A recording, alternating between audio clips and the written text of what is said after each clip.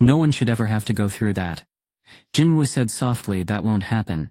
It wasn't like he was making a promise, he was stating a fact. He had worked so hard to level up for this exact reason, and now it was time to show what he had achieved. The employee laughed at his response. Haha, I never thought I'd say this, but I'm actually jealous of Korea right now.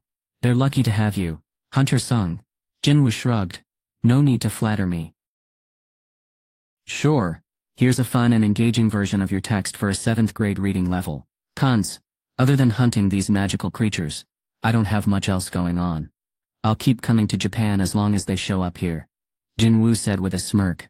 The representative chuckled. You got me there.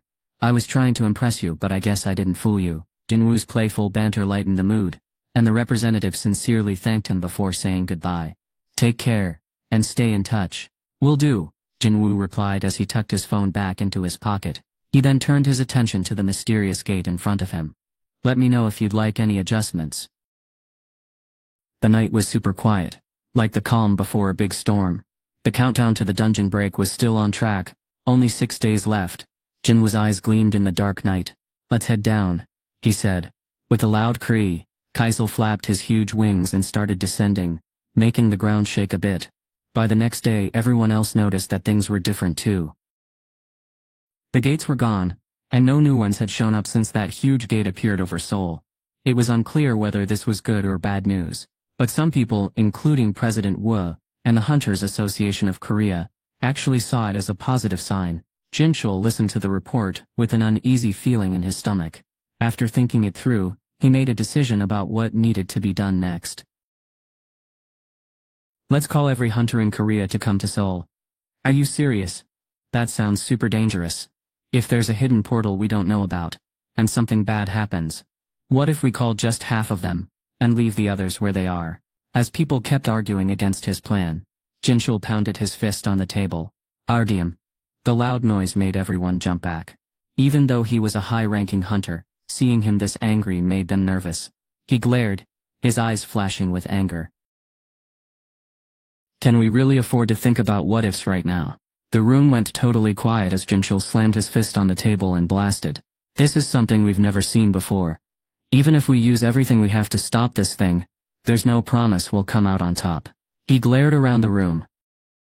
He pledged to take full responsibility for any damage that happened elsewhere, even if it meant giving up everything he owned or fighting with his life on the line. After hearing this, no one questioned him anymore. In dangerous situations like these, leaders have had to make tough choices. If a teammate refused to listen, they might even eliminate them to protect the rest of the group. Disobeying orders in life or death moments could mean everyone's defeat. In the real world, what Jin Chul was about to do would be unthinkable. But dungeons play by their own rules. It's survival of the fittest, not a game. Raids aren't just challenges, they're battles where lives hang in the balance. Now, the danger wasn't lurking in some dark dungeon, it was coming straight to their doorstep. Time was running out fast, and Jin Chul wasn't one to waste a single second. He didn't have time for arguments or debates. Get every hunter in Seoul here. Now, he barked without hesitation. Don't let anyone off the hook if they're able to fight, Jin Chul ordered. And with that, hunters from all over Korea poured into Seoul. It was a weird but amazing sight, hunters flooding in to protect the city while citizens scrambled to leave. The streets were packed as people hurried to escape the danger zones beneath the massive gate hovering above. The Hunters Association and the government had urged everyone in those areas to evacuate, warning that the coming battle would be brutal. Meanwhile, Jinwoo sat at home with his mom, watching the chaos unfold on TV. He turned to her and said, "Don't you think you and Gina should go somewhere else too? Our neighborhood isn't in the evacuation zone." It seemed like Hyuni wasn't planning to leave Seoul. Their old apartment building was on the edge of the city, far from the magical creatures. They'd need to get through the Hunters' defense line first. If Jinwoo had been on the front line, things might not have gone well for him. But Hyunji believed they were safe. This problem wasn't going to reach them. Jinwoo smiled back at her, and let the subject drop. The two of them sat on the floor by the coffee table, while Gina was on the couch, snuggled up with her knees tucked in. Gina looked at her brother and asked, "You don't have to go." They'd announced a call for hunters, but since Jinwoo was already in Seoul, it didn't apply to him. That's just for hunters coming from outside the city. He explained. They need to check in with the association when they arrive. Gina nodded, and took a plate of apple slices from her mom. Honestly, Jinwoo felt restless staying behind while everyone else was out there doing something important. Jinwoo really wanted to level up, but there were no magical creatures around, and he hadn't gotten any keys to special dungeons since dealing with the architect. His family might have been thrilled that he was home more often, but Jinwoo felt restless. He needed to keep training. Should I skip the daily quest and head into the penalty zone? It was tempting, but he knew it wasn't the best plan. Just like a mysterious gate in the sky, he had no clue what monster might be waiting for him in the penalty zone. Sure, the danger was pretty low, but there was still that super slim chance, like 1 in a million, that things could go really wrong and take him out of the game. No need to go looking for more trouble right now. Jinwoo scratched his head, deep in thought. He needed a new plan to test Kamish's wrath, but he wasn't sure what to do. Then, something on TV caught his eye, the Hunters Association building. His eyes lit up like a light bulb. Now that's an idea. Jinwoo couldn't stop grinning as he grabbed the phone. The call picked up after just one ring. Yes, Hunter Sung, a voice said. This is Jinchul Wu, he said over the phone. I should call you President Wu now, shouldn't I? Sung Jinwoo replied with a grin in his voice. Jinchul let out a nervous chuckle. You can call me whatever you like. Honestly, it still feels weird being called president. The humor faded quickly, and Jinchul's tone turned serious. Did something happen? You're calling out of nowhere, so I'm kind of worried. With everything going on at the Hunter Association, Jinchul had been on high alert. A random call from Sung Jinwoo, the nation's most powerful hunter, was bound to make him anxious. It's nothing serious, Jinwoo said casually. But Jinchul gulped anyway. When someone like Jinwoo said, not serious, it usually meant something big, or even a disaster by normal standards. The calmer Jinwoo sounded, the more Jinchul's nerves twitched. He took a deep breath and tried to relax, listening closely as Jinwoo paused for a moment. But then Jinwoo dropped a surprise. Can I use the association gym? He asked. Despite how busy Jinchul was, he personally escorted Jinwoo to the gym. When they arrived, Jinwoo frowned. As you can see, Jinchul said, gesturing to the room, this is the current state of it. He thought the gym would be a peaceful spot away from everyone's eyes, but it was already packed with hunters. Seeing their weapons made Jinwoo suddenly remember the stockpile stored there. Are you giving gear to those who don't have any? He asked. President Go had prepared them for this moment, and Jinwoo was ready to show everyone why. He wanted to prove wrong those who thought the Hunters Association was wasting money on stockpiled weapons. The gym buzzed with tension as the hunters put on their borrowed gear. Then, a heavier hunter struggled to get his arm into his mana-coated armor. He looked up and locked eyes with Jinwoo, his face lighting up in shock. Is that Hunter Jinwoo Sung? He blurted out loud. Other hunters turned around. Surprised, there stood Jinwoo next to President Go. Watching them prepare, the room fell silent, the air thick with excitement and curiosity. The man standing in front of them was the best at what he did, and his electrifying presence was something you couldn't fully grasp through a TV screen. Their hearts raced as they laid eyes on him. Ba-dump, ba-dump, ba-dump. The hunters got super excited. Some gave him jealous stares while others looked at him in awe. It finally clicked why Jinchul had wanted to talk to him in person, instead of just explaining things over the phone. The hunters gathered were lower ranking and couldn't afford fancy gear. Being called here quickly must have been stressful for them. The new president of the Hunters Association wanted to lift their spirits by introducing them to their strongest ally. Judging by the excited gleam in their eyes, it worked. Jinchul had been in charge of the surveillance team for a while, and his sharp instincts from all that experience made Jinwoo grin.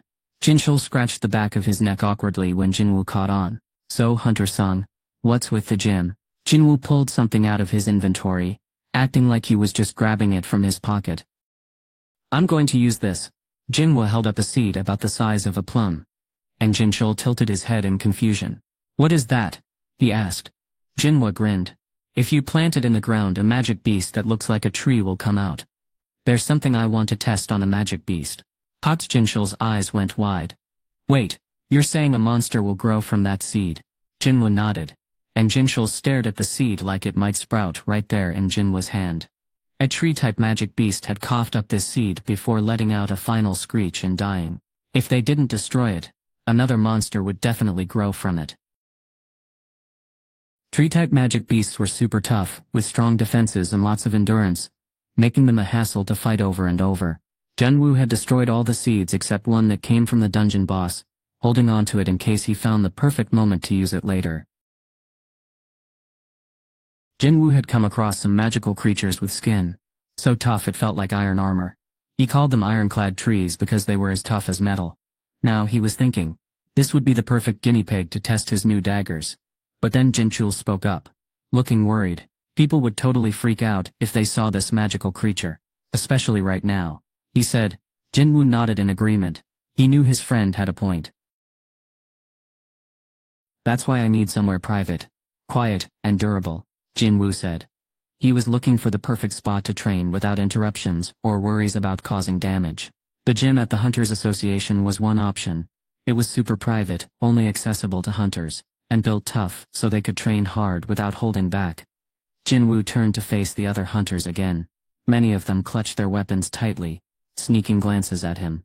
His presence seemed to give them courage. But since it's come to this, Jinwoo sighed, clearly annoyed. He thought about heading to a remote area in Japan, but it was way too far to fly just for that. Plus, he didn't want to burn his shadow exchange skill on something so minor. Who knows what could go down in those 2 hours? Jinwoo turned to head out when Jinchul suddenly made up his mind. Okay, Jinchul said. What was that? Jinwoo asked, confused. I'll clear my schedule this afternoon and make the gym available for you. Jinchul explained, after everything you've done for us, it's the least we can do. No big deal. The late President Go had gone as far as changing laws to help Jinwoo out. His reasoning. If they weren't willing to do something like this for him after all he'd done, how could they ask him to risk his life for them? As the new president after President Go, Jinchul decided to let Jinwoo use the gym. Jinwoo looked worried and asked, are you sure that's okay? Jinchul smiled and replied, even if I don't look like it, I'm in charge here. I decide if the gym is open or closed. He clapped his hands loudly to get everyone's attention and called out, who's in charge of the gym? A staffer hurried over saying, me, sir. Jinwoo watched this and thought, even if you're not the best at something, being in charge seems to make things happen. Meanwhile, Thomas stood in his fancy hotel room, staring out the window. The streets of Seoul were packed with cars trying to leave the city. Laura rolled up behind him, her suitcase by her side. Will you stay here, sir? Yeah, Thomas said, tapping on the window and pointing toward the gate. How could I leave with that big awesome thing sitting there? Laura raised an eyebrow. She was used to Thomas's weird ways, but this still caught her off guard. It's definitely huge, she agreed. But beautiful. It looks kinda creepy and scary. Thomas turned to face the confused manager, a grin spreading across his face. Anything that gets my heart racing is beautiful, he said, thumping his chest with a fist. Since Thomas first saw the gate, his heart had been racing like crazy. That fire-breathing dragon. This massive gate Hunter Sung's power. They're all amazing to me, he said, his eyes wide with excitement. Laura chuckled and shook her head. You're definitely not your average guy, she said with a grin. Thomas dropped his hand and gave a sly smile. Even if I went back to the US, what would I do without any more gates showing up? He asked. But, the Hunter Command Center is worried about you. Laura replied gently, her tone softening. Thomas let out a loud laugh at the idea of someone worrying about him. Just thinking about that makes me laugh, he said with a grin. Besides, nowhere in the world is safer than wherever Hunter Sung is. Laura couldn't argue with that. By now everyone knew that the Hunter Command Center had asked Jinwoo to protect the best hunters on the planet. Thomas smiled at Laura, who stood there speechless. He turned back to the window, where a massive structure hummed silently above Seoul. If we don't stop this thing here, he said, humanity's doomed. If Jinwoo couldn't end it now, the same disaster would strike 8 more times. Who could possibly stop those? Thomas, Zhigong Liu from China, or some other top hunter. No chance. Thomas said with a grin at Laura's reflection in the window. That's why I've got to see this for myself. This could be the end of everything, or the start of something brand new. Jinwoo stepped into the big empty gym. Yep, this spot was perfect. He placed the seed on the floor, and gave it a splash of water. Jinwoo had checked it many times. This was all a magic seed needed to grow. No dirt. No sunlight required. Crick! Crick! Crick! Seed started changing before his eyes, sounding like snapping bones. Whoa. Jinwoo breathed. Even though he'd seen this before, tree-type magic beasts were super tough and could survive almost anywhere. He stepped back as the sapling kept growing. In just a few minutes, it became a giant magic beast, its head nearly touching the gym ceiling. Kreza! Crick! Jinwoo tuned out the loud screeching and called out his recently upgraded partner. Come out! Baru. Crick! Crick! Baru burst out of the ground. My king, he said proudly. Jinwoo couldn't help but stare. Baru looked totally different now. Baru's new look was totally awesome. Instead of his usual insect-like shell, he now rocked sleek, black armor that made him seem way tougher. But wait, there was more. The dark smoke swirling around Baru wasn't just a thin mist anymore. It looked like raging flames. His power was off the charts. Jinwoo couldn't help but check out Baru's stats. The window popped up, and it was packed with cool details. Baru LV, Max, Marshal Rank. March of Marshal Rank. Baru the Marshal is the top dog of the army, and there can only be one. But Baru wasn't just strong, he had some serious leadership skills, too. If more than one soldier becomes a marshal, they'll have to figure out who's in charge. The only ones strong enough to challenge for the top spot right now are Greed and Igris. They're almost ready to become generals. Jinwoo couldn't help but grin, as he imagined an epic showdown between three powerful soldiers fighting for the #1 position. Then, without warning, he nodded at a sturdy tree in front of them. Baru, go all out and attack that tree. Baru's body began to grow bigger, and with a deafening roar's Krasada Bala, he pounced like a true beast ready to destroy everything in his path. Baru's armor changed too, as he grew twice his normal size. He charged toward the tree, his massive feet thundering against the ground. Then he started running full speed, heading straight for the ironclad tree. Baru's eyes went wide in shock. He thought the tree would snap like a twig, but instead, he only left a hole no deeper than his wrist. This shocked the soldier, who had easily ripped through S-rank magic beasts before. But ironclad trees were famous for their super strong defense against physical attacks. They could also shrug off damage that wasn't magical. Jinwoo was happy with how things were going. Step aside, he told Baru. Baru backed away as Jinwoo pulled out the two Kamish's Wrath daggers from his inventory. Vive Woom. The daggers appeared in his hands. The ironclad tree spun around, looking for whoever had stabbed its belly. Its eyes locked onto Jinwoo, and it lumbered toward him. Jinwoo watched as the magic beast moved sluggishly in front of him. It was painfully slow, and aside from its tough defenses, there wasn't much impressive about it.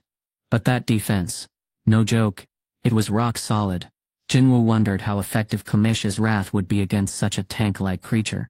He focused his energy, and dark power surged from his fingertips, coating the blades of his daggers. He needed raw strength for this fight. As soon as he called upon it, the daggers transformed into massive weights, so heavy that Jinwoo's arms and shoulders trembled under the strain. Time to see what 1500 attack power could really do. The blades began to vibrate with relentless energy, like they were channeling all of Kamish's fury. Jinwoo faced off against the ironclad tree, gripping his daggers backward in his hands. He smirked casually, like it was no big deal. With a quick flick of his right arm, he swung the dagger diagonally through the air. The blade sliced through the air with a sharp sound, and something heavy hit the ground with a thud. The ironclad tree looked down in confusion. One of its thick branch-like arms had been chopped off with a clean cut, and was lying on the ground. The magical creature found the wound oozing tree sap, and let out a deafening roar. The tree might have been in pain, but Jinwoo couldn't contain his excitement. He stared in awe at the dagger that had effortlessly sliced through a branch, as wide as a fence post.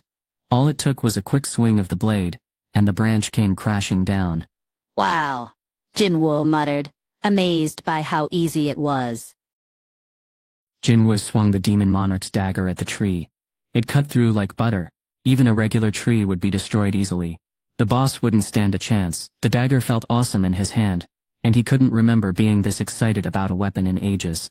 My king, Baru shouted urgently from where he was watching. I know, Jinwoo replied casually, glancing up at him with a grin. The ironclad tree was furious now. It swung its left branch at Jinwoo with all its might, but he was already out of reach.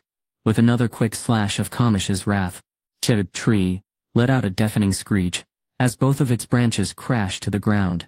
Jinwoo gave a satisfied nod. He had just tested how effective his daggers were when swung with precision, and the results were awesome. Alright, time to push these daggers to their limits. Made from dragon bone, they were supposed to work amazingly well with magic. Jinwoo gripped the dagger tight, and started pouring in his mana. More and more until he'd used every last bit of it in his right hand. The black glow around the blades suddenly erupted in a burst of energy. From where Baru stood, it looked like the world around them was warping because of that light. Yes. Whoa, what just happened? Baru stumbled back, his heart racing like crazy. Even though he knew that powerful blast wasn't meant for him, it still felt overwhelming, and he instinctively took a few steps back to get out of range. His hands were shaking like leaves, and he couldn't believe what he was seeing. For the first time in his life, Baru felt something other than loyalty toward Jinwoo. This time it was pity. He had never really understood what it meant to feel sorry for someone before, but now it hit him hard. The ironclad tree, meanwhile, had no idea what was coming its way. It roared loudly, completely unaware of the fate that awaited it. Diabella! The monster's bloodshot eyes locked onto Jinwoo like lasers. Its mouth yawned open as wide as the entrance of a building, ready to gulp him down whole. With a thunderous roar, it slammed its massive body forward, trying to swallow Jinwoo in one bite. Jinwoo didn't hold back. He poured all his magic into the dagger's tip, just like Baru had told him. Go, he shouted, and a sharp, glowing blade of light shot out with a deafening roar. Jinwoo put everything he had into this attack: his toes, legs, hips, shoulders, and even his wrists. And then, something felt super off. What the? Zitzt, zitzt, zitzt, zitzt, zitzt, zitzt, zitzt. A dark energy blasted out of the dagger like a wild animal's claws, slashing through the air.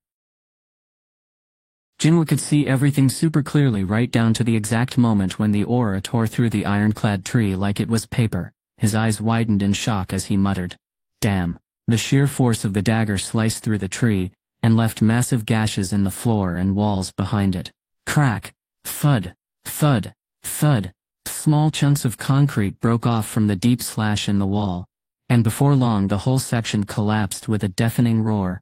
Dust filled the air as the heavy debris crashed to the ground. Even though the gym's walls were magically strengthened for tough training sessions, one strike from the dagger was all it took to bring a whole section crashing down. Jinwoo stared at the rubble on the ground in shock. Is this really what the system meant when they said how strong the weapons depend on the user? He muttered to himself. These daggers made from dragon bones were no joke. They were seriously powerful. Baru was so shocked by Jinwoo's power that he dropped to his knees right there in front of him. "My liege," Baru exclaimed, his voice full of awe. "Your humble servant is totally blown away by your power." Jinwoo was seriously impressed. His mom loved historical dramas, but honestly they drove him nuts. Still, he got why Baru was so on edge. Jinwoo's own heart was racing from this mind-blowing display of strength. This was no ordinary thing. It was the mark of Kamisha's wrath.